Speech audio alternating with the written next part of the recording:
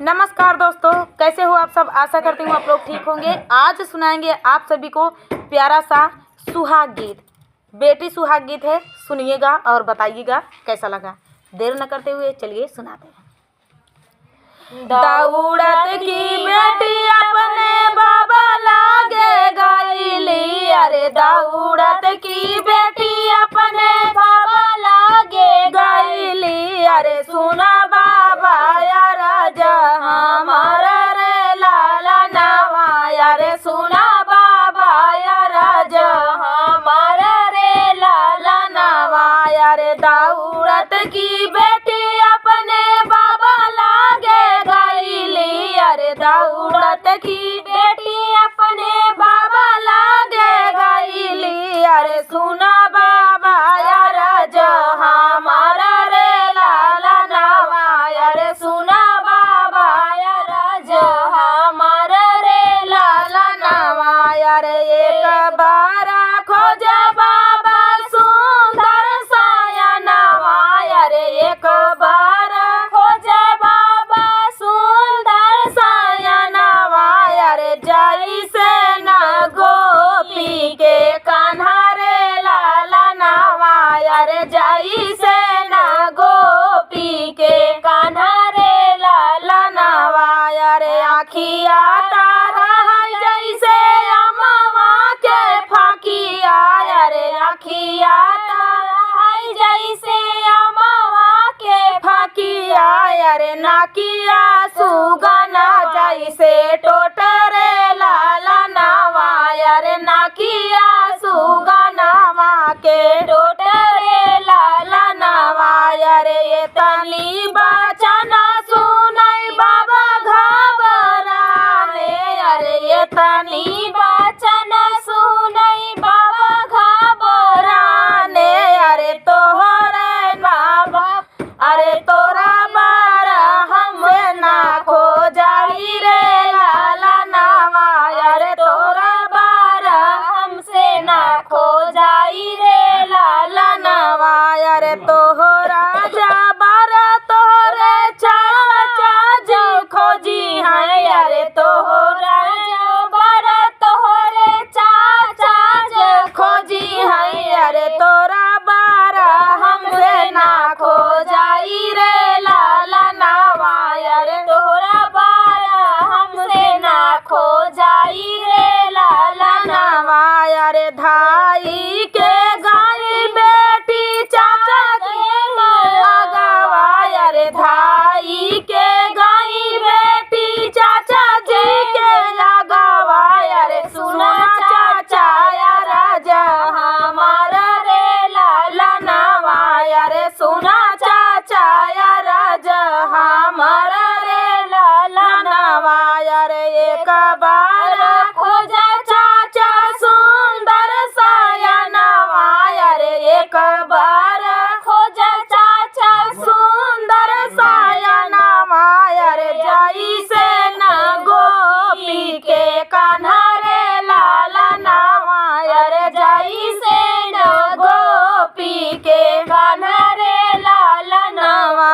अरे आखिया तारा है जैसे अमवा के फाकिया, अरे आखिया तारा है जैसे अमवा के फाकिया। अरे नाकिया जुगनवा का टोटरे लाला नवा, अरे नाकिया सुगनवा के टोटरे लाला नवा। अरे ये तानी बचन सुनई चाचा घबराने, अरे ये तानी बचन सुनई चाचा घबराने। अरे तोरा गारन ना खो जाई रे लाला नवा, अरे तोरा बारा हमसे ना खो जाई रे लाला नवा। अरे तोहरा जबर तोहरा भैया जब खोजी है, अरे तोहरा जबर तोहरे भैया जी खोजी है। अरे तोरा बारा हमसे ना खो जाई रे लाला नवा, अरे तोरा बारा हमसे ना खो जाई रे लाला नवा। अरे धाई के बेटी जी भैया लागे गईली, अरे धाई के बेटी अपने भैया लागे गईली। अरे सुना भैया राज हमार रे लाला नावा, अरे सुना भैया राज हमार रे लाला नावा। अरे एक बार खोजा भैया सुंदर साया नवा, अरे एक बार खोजा भैया सुंदर साया नवा।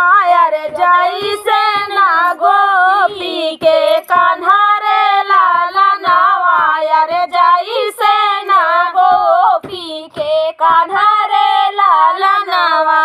अरे आँखिया तारा है जैसे अमवा के फकिया, अरे आँखिया तारा है जैसे अमवा के फकिया। अरे नाकिया सुगनवा के टोटरे लाला नवा, अरे नाकिया सुगनवा के टोटरे लाला नवा। अरे ये तनी बचन सुने भैया हंसी दिहाले, अरे ये तनी बचन सुने भैया हंसी दिहाले। अरे ऐसन बार हम खोजी लौबै रे लाला नवा, अरे ऐसन बार बहनी हम खोजबै रे लाला नवा। अरे हमारे तारा जब बहनी तोहरा बियाहवा, अरे हमारी तारा जब बहनी तोहरा बियाहवा। अरे हम ही करब कन्यादान रे लाला नवा, अरे हम ही करब कन्यादान रे लाला नवा। तो दोस्तों ये प्यारा सा सुहाग गीत आप सभी को कैसा लगा? ये बेटी सुहाग गीत है, ये मेरी प्यारी सी बेटी है। और मेरी बेटी कैसी है कमेंट में ज़रूर बताना। ये मेरी बिटिया रानी है, छोटी थी तब से मैं पाल रही हूँ। अब मुझे विदा इसको करना है तो मैं कैसे करूँगी? नहीं कर पाऊँगी, मैं विदा करवाई नहीं करूँगी। तो चलिए दोस्तों कमेंट में बताना गीत कैसा है सुहाग गीत। बिटिया पराई धन होती, लेकिन हम अपने बिटिया के अपने लगे रखा पराया न करें, पराया हम ना करें, हमारे बर्दाश्त न हो पराया करे में। तो चलिए दोस्तों मिलते हैं अगले वीडियो में, तब तक के लिए नमस्कार।